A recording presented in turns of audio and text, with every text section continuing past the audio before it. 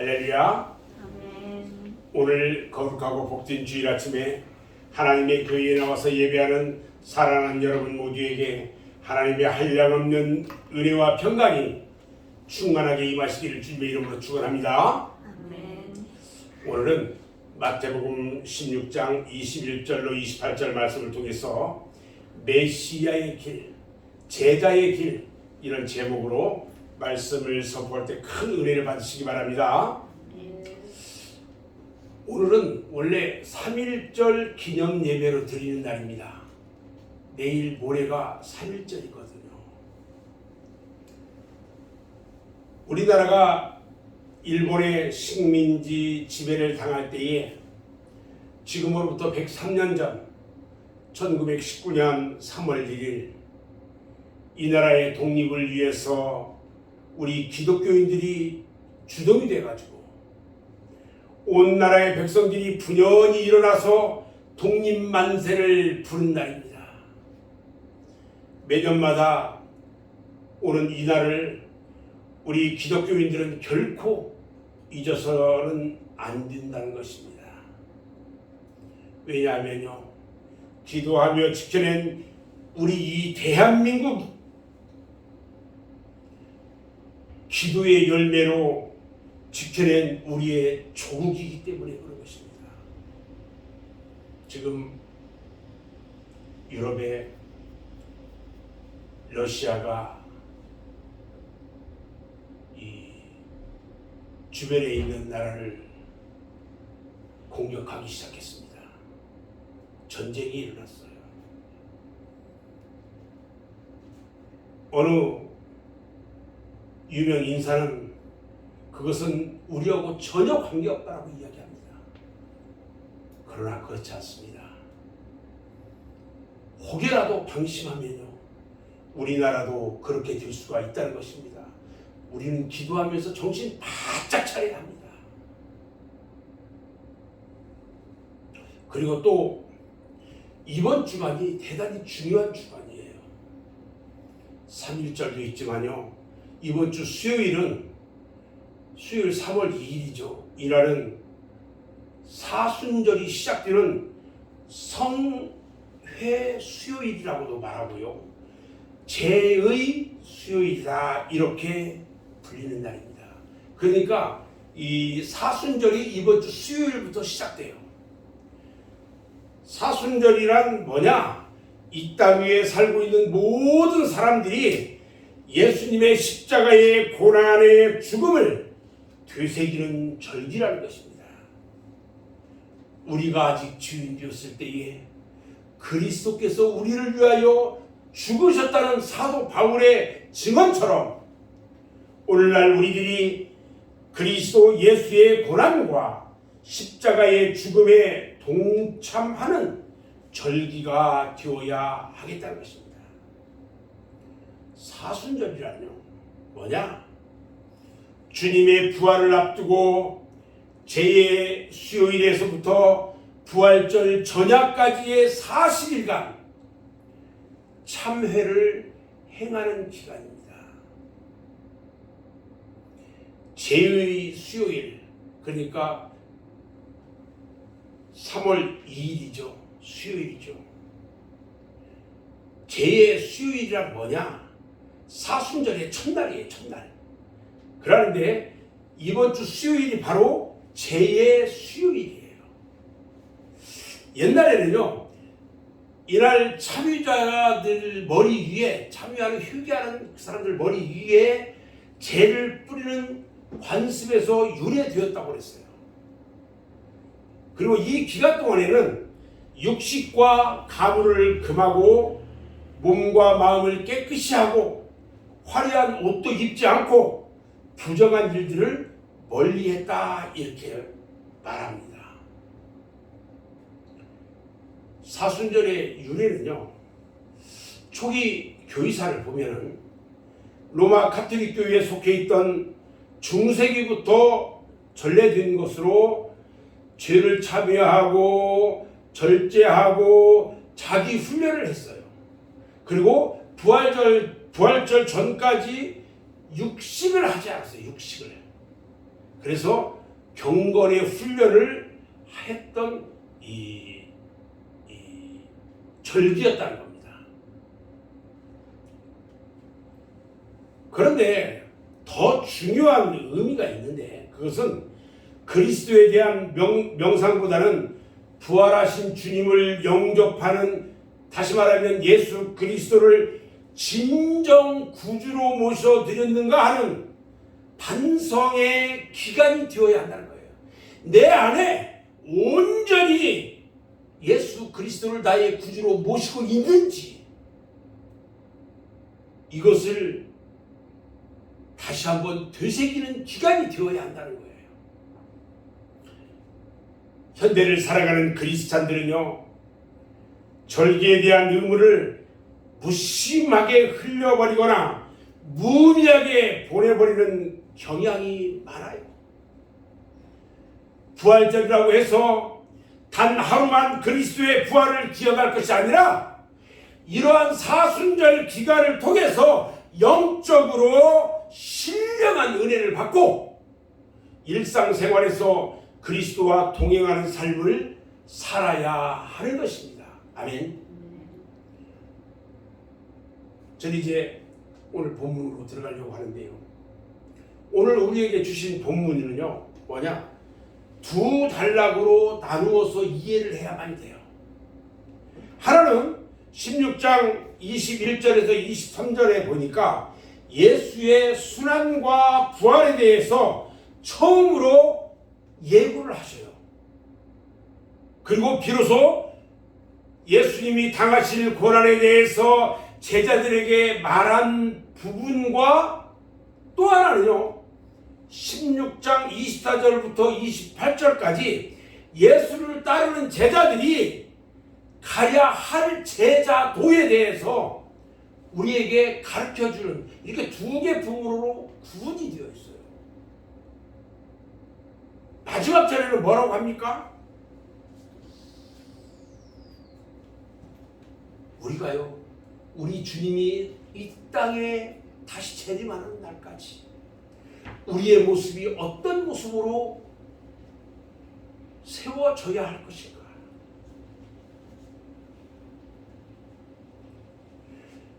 오늘 본문 말씀이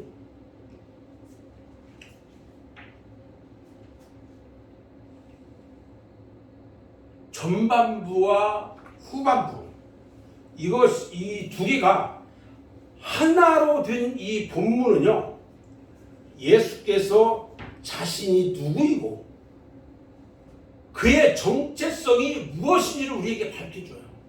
그리고 그를 따르는 제자들이 앞으로 가야 할 제자의 길이 무엇인지를 우리에게 가르쳐주고 있다는 거예요. 우리가 가야 할 길이 어떤 곳이냐, 어떤 길이냐를 우리에게 가르쳐주고 있다는 거예요.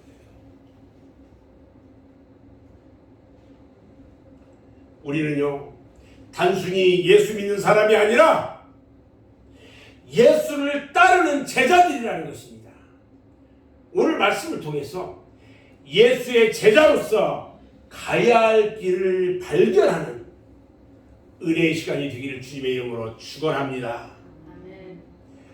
예수님의 공생애란 뭐냐?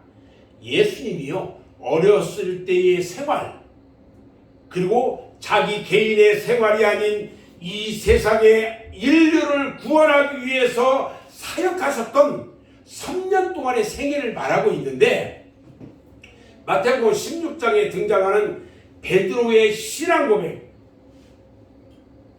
13절부터 20절까지 이 신앙 고백을 기점으로 전반부와 후반부로 구분돼요. 또 이게 예수님의 공생의 전반부는요, 갈릴리를 중심으로 사회적 약자들을 대상으로 펼친 예수님의 하나님 나라를 알리는 선교가 중심이 되어 있어요. 갈릴리 지역이 가난한 자들이 많이 살고 있는 그런 곳이거든요. 근데요, 이 후반부에 보면요, 예루살렘에서 예수님이 순환을 당합니다. 그리고 십자가에 처형되는 예수의 순환 사건, 이 순환 사건이 중심 주제로 나타나고 있어요. 다시 말하면요, 베드로의 신앙 고백이 그 분기점을 형성하고 있다는 거예요. 베드로의 신앙 고백 이후에 예수님이 공생의 기간 동안 어떻게 지내왔고, 어떻게 선교를 했고, 그리고 그 이후에 어떻게 고난을 당했는지 우리에게 말해주고 있다는 거예요. 예수님께서 예루살렘으로 가는 길목, 거기가 어디냐면 가이사라 빌립보 지방이에요. 그곳에 예수님이 이르렀을 때에 제자들이 뒤에 딱 따르는데 예수님이 제자들에게 묻습니다. 사람들이 인자를 누구라 하느냐 이렇게 물어요.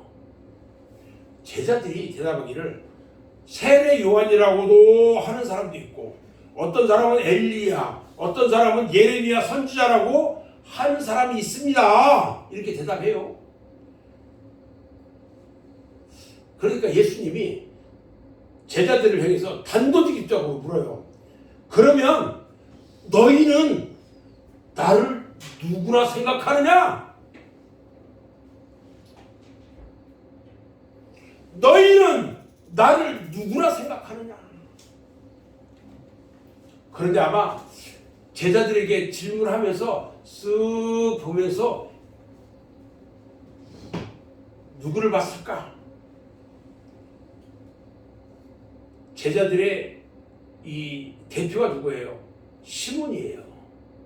시몬을 쫙 봤더니 시몬이 갑자기 막 은혜를 받았는지 주는 그리스도시요 살아계신 하나님의 아들입니다 이렇게 대답하는 거예요. 주는 그리스도시요 살아계신 하나님의 아들입니다. 할렐루야. 제자들도 깜짝 놀랐고요. 아마 예수님도 깜짝 놀랐을 거예요. 그러한 대답을 하리라고는 상상을 못했어요. 이것은요, 시몬의 신앙 고백이에요. 저는 이 말씀을 보면서 상상해 보는 거예요. 예수님이 너희들은 나를 누구라 생각하느냐 이렇게 물었을 때에 아마 이 시몬이 영안이 확 열렸을 것 같아요. 열리면서 이 영안이 딱 열린 그가 예수님이 어떤 분인지 아버지로부터 들었을 것 같아요. 그러면서 주는 그리스도시요 살아계신 하나님의 아들이다 이렇게 대답을 했을 거다라고 저는 혼자 생각해 본 거예요.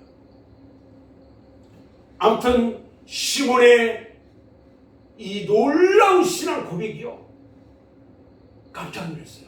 예수님이 깜짝 놀랐어요. 그리고 예수님이 그 시몬을 칭찬해요.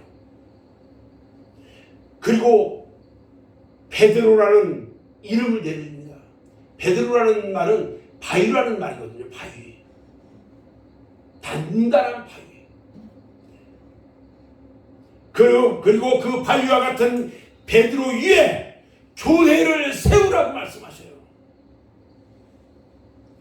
사랑하는 여러분, 오늘 베드로가 신앙으로 고백한 하나님의 아들 그리스도는 어떤 분일까요? 이 물음은요, 예수의 정체성에 관한 거예요. 우리가 여기서 하나님의 아들 그리스도, 곧 메시아가 누구인지를 알기 위해서는 먼저 당시에 유대인들의 메시아 신앙에 대해서 알아볼 필요가 있다는 것입니다. 당시 유대인들이 고대하던 메시아 신앙은요, 세 가지로 요약이 돼요. 첫 번째는요, 정치적 메시아 신앙이에요. 유대인들은요, 로마 제국의 식민지 통치와 압제에서 자기들을 해방시켜서 독립을 가져다 줄 정치적 메시아를 기다리고 있었어요. 정치적 메시아는요, 다름 아닌 다윗의 자손에서 나온다고 말했거든요. 왜냐하면 다윗과 같은 훌륭한 정치적 지도자가 나오기를 그들은 기대하고 있었기 때문입니다. 특히 유대 민족주의와 결부된 정치적 메시아를 고대했는데, 예수의 제자 가운데서 특히 가룟 유다는요, 예수를 정치적 메시아로 믿고 따랐다가 실망해버렸어요. 그래서 배반하게 된 대표적인 사람이라고 말할 수 있어요. 가룟 유다는 회개못한 사람이에요. 정치적 메시아를 통해서 돈을 좀 긁어모을까 이 생각을 하고 예수를 따랐던 제자 중에 한 사람이었어요. 두 번째, 유대인들이 고대하고 있는 메시아 신앙은 뭐가 있느냐? 묵시적 메시아 신앙이에요. 주전 6세기에 예루살렘 도시하고 성전이 바벨론에 의해서 다 파괴됩니다. 그러고 난 후에 유대인들은 바벨론으로 끌려가서 포로 생활을 하지 않으면 안 됐습니다. 그리고 70년 동안 포로 생활을 합니다. 그 이후에 유다 왕국은 나라의 주권을 상실하고 예수 복음 시대에 이르기까지 600여 년 동안 나라 잃은 유랑민족, 이것을 디아스포라라고 얘기해요. 그렇게 살지 않으면 안 되었어요. 나라 잃은 성.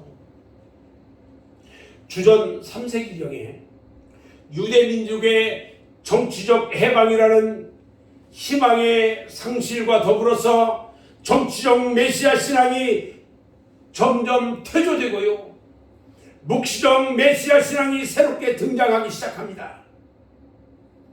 세상 종말의 날에 인자 같은 천상의 존재가 하늘에서부터 내려와서 세상 왕국을 완전히 멸망시키고 고난받는 민족을 구원한다는 신앙이 바로 묵시적 메시아 신앙이에요.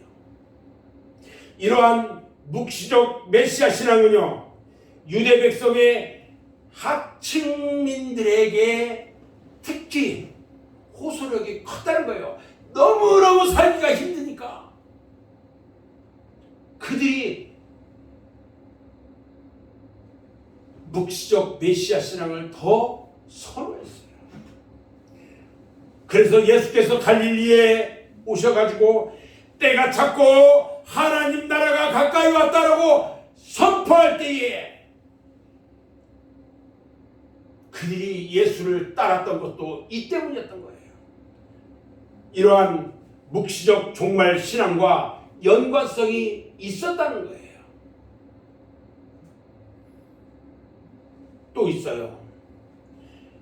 유대인들이 고대하던 메시아 신앙 세 번째는요, 고난의 메시아 신앙이에요.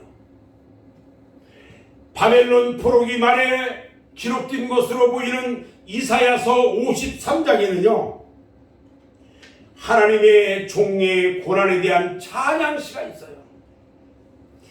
하나님의 종이 겪는 수모와 고난은 무의미한 것이 아니고요, 이스라엘 민족의 죄를 대신하는 대속적인 의미를 지닌다는 거예요. 초대교회는요, 예수를 여호와의 종으로 보고요, 예수의 순환과 죽음을 그 시대의 정치적 지평이 아니라 인류의 죄를 대신하는 대속적인 의미에서 새롭게 해석했다는 것입니다. 이렇게 초대교회는요, 예수를 고난받는 메시아, 죽임 당할 메시아로 해석을 하고 있었어요. 오늘 본문 말씀을 보면요, 오늘 본문 말씀은 이 유대인들이 고대하는 메시아 신앙 세 번째, 고난받는 메시아 신앙의 맥락에서 우리가 이해를 해야 한다는 거예요. 예수님은요, 이제 자신의 정체를 분명히 밝혀야 할 때가 되었다고 판단을 합니다. 그리고 그 정체가 뭘까? 그것은요, 고난받는 메시아이고 죽임당할 메시아예요. 내가 하나님의 아들인데 나는 고난을 받아야 돼. 왜? 너희들을 위해서, 죄인들을 위해서. 그리고 이제 죽임을 당할 거야.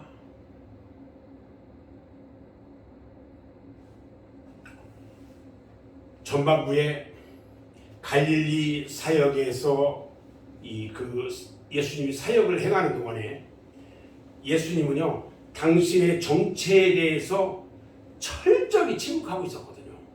갈릴리 선교 사역을 하면서요, 전도 사역, 복음 사역을 하면서 당신이 누구인지에 대해서 전혀 이야기하지 않았어요.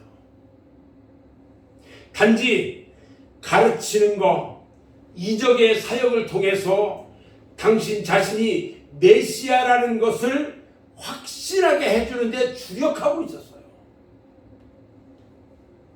그러나 이제 후반부로 들어서는 더 이상 당신이 참된 사명을 감춰서는 안 된다는 그 생각을 하신 예수님께서는 비로소 입을 엽니다. 그리고 당신의 운명에 대해서 미리 예고하시는 거예요. 놀랍습니다. 오늘 본문 21절 말씀을 같이 한번 읽어보겠습니다. 21절 시작. 이때로부터 예수 그리스도께서 자기가 예루살렘에 올라가 장로들과 대제사장들과 서기관들에게 많은 고난을 받고 죽임을 당하고 제3일에 살아나야 할 것을 제자들에게 비로소 나타내시니, 이렇게 기록됐어요. 즉 하나님의 아들 예수 그리스도께서 가셔야 할 길은 메시아의 길이라고 우리에게 설명하고 있는 거예요. 메시아의 길이었다. 그런데 제자들은요, 이 예고를 충격으로 받아들였어요. 특히 제자들의 대변자처럼 활동하고 있는 베드로는요, 예수님의 이 말씀을 받아들이지 않으면서 자신의 힘으로라도 그 운명을, 예수님의 운명을 막겠다고 막 앞으로 나섭니다. 그러면서 말해요. 주여, 그리하지 마세요. 당신에게 그런 일이 절대 있을 수 없습니다. 아주 강한 어조로 반대하는 거예요. 예수님이 이제 내가 죽어야 되고 하는 이야기를 하니까 절대 안 된다는 거예요. 이 태도에 대해서 예수님은요, 또 한 번 충격적인 발언을 합니다. 23절 말씀에 보니까요, 베드로를 사탄이라고 부릅니다. 사탄아, 내 뒤로 물러가라. 너는 나를 넘어지게 하는 자로다. 네가 하나님의 일을 생각하지 아니하고 도리어 사람의 일을 생각하는도다. 이렇게 말씀합니다. 이것은요, 예수의 순환과 죽음의 길은 하나님의 뜻이기 때문에 이 길을 막는 것은 곧 사탄의 역할을 하는 것이나 다름이 없다는 것입니다.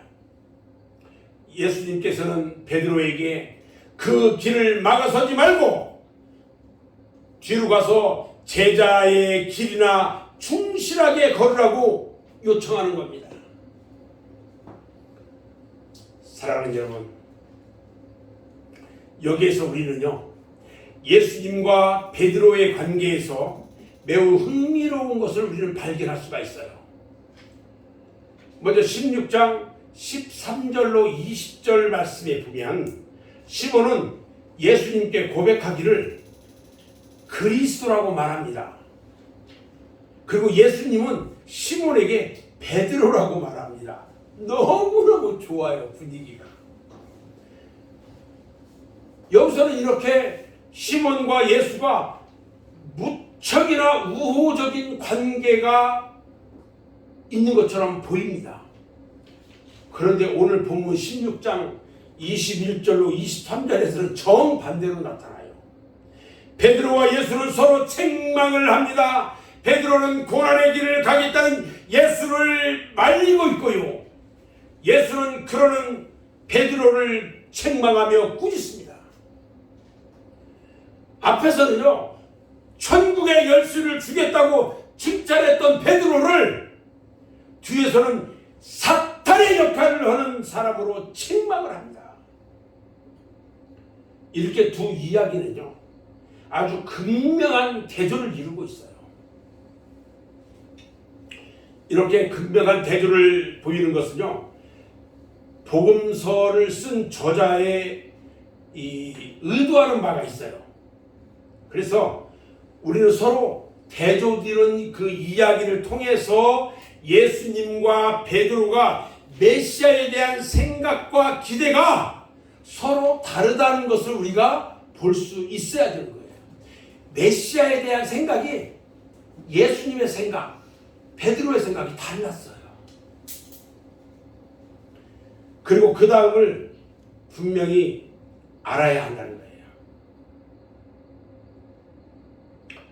너희는 나를 누구라 하느냐? 너희는 나를 누구라 하느냐? 이렇게 묻는 예수님의 질문에 대해서 베드로는 주는 그리스도시요 살아계신 하나님의 아들입니다. 이렇게 고백했어요.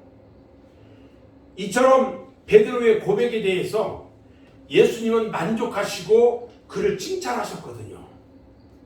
여기까지는 두 분 사이에 의견이 없어요. 그런데 그리스도께서 하나님의 아들로서 그 사명을 어떻게 이룰 것인지에 대해서는 서로 의견이 달랐어요. 이것은 두 사람이요, 메시아의 사명을 이루시기 위한 방법, 즉 하나님의 아들로서 걸어가실 메시아의 길에 대한 생각을 둘이 달리하고 있다는 것을 말하고 있어요. 예수님은 순환과 죽임을 당해야 한다고 믿고 있었고요. 그런데 베드로는 그것을 거부합니다. 예수님은 하나님의 계획과 섭리를 먼저 생각했고 베드로는 인간적인 어떤 안전을 먼저 생각합니다. 베드로의 잘못은요, 바로 여기에 있어요. 베드로는 하나님의 일을 생각하지 않고 사람의 일을 생각했어요. 하나님의 아들 예수 그리스도를 그리스도시라고 고백한 그가 입으로는 그리스도라고 고백하고 사람으로 봤단 말이에요.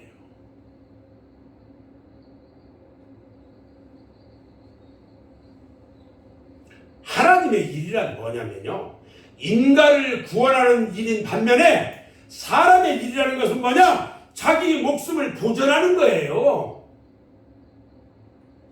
개념이 달라요, 개념이. 예수님은 당신의 목숨을 내놓고서라도 인간을 구원하는 일을 하려고 했던 것이고, 베드로는 하나님의 뜻에 대해서는 전혀 고려하지도 않은 채 인간의 목숨만을 생각하고 있었던 거예요. 그게 달랐던 거예요. 이러한 베드로의 생각들이 바로 사탄이 하는 역할이고요, 하나님의 뜻에 걸림돌이 되는 일이었어요. 주님으로부터 교인의 기초적으로 칭찬을 받았던 반석이라는 이름의 베드로는 예수님의 걸림돌로 전락되고 말았어요. 즉 베드로, 이 반석은요, 메시아의 길을 막는 걸림돌 베드로였던 거예요.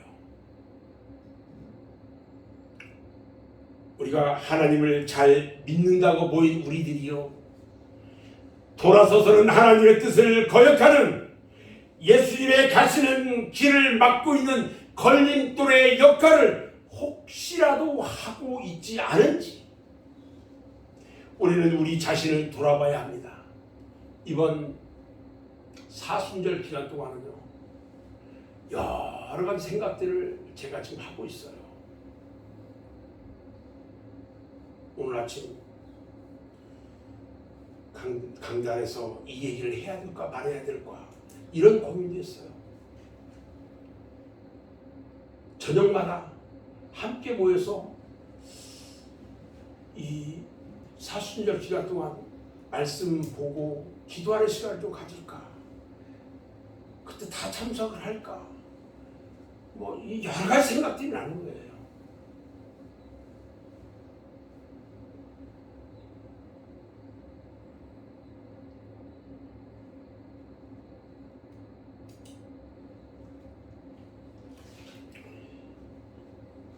우리가 하나님을 잘 믿는다고 나름 생각을 하고 있어요. 그렇지만 예수님이 가시는 길, 우리를 위해서 구원의 길, 우리를 위해서 대속의 길, 그 죽음의 길로 가시는 그 길을 막고 있는 걸림돌이 혹시 내가 되고 있지 않은지 나 자신을 돌아봐야 할 기간이라는 거예요. 우리 하나님께서 이번 사순절 기간 동안에 어떤 은혜를 주실지 저도 알 수 없어요. 저녁에는 조용히 묵상하면서 말씀 묵상하면서 기도하면서 주님과 이 호흡하는 그런 시간을 저는 가지려고 해요. 여러분들도 저녁 시간에 주의 전에 나와서 주님과 호흡해야 되겠다. 오셔서 기도하면서 주님과 함께 만나고 호흡하는 그런 시간이 되어졌으면 좋겠다고 생각이 됩니다. 이렇게 예수님과 베드로는요, 메시아의 사명과 그 사명을 이루기 위한 방법에 대한 생각이 달랐어요. 이것은 메시아의 길에 대한 근본적인 차이에서 비롯된 것이라고 말할 수가 있어요. 사랑하는 우리 성도 여러분, 우리가 고백하는 주님은요, 그리스도입니다. 그리스도 메시아입니다. 우리가 믿는 메시아는 힘과 권위의 상징으로서 메시아가 아닙니다. 그는 순환을 당하고 십자가에서 죽게 되는 연약함의 상징으로서의 메시아였던 겁니다. 오늘 본문에서 말씀하신 예수님의 순환 예고는요, 우리가 어디에서 메시아를 찾아야 하고 만나야 할 것인지 우리에게 말씀해 주고 있다는 것입니다. 우리가 메시아를 어디에서 찾아야 할까요? 메시아를 어디에서 만나야 할까요?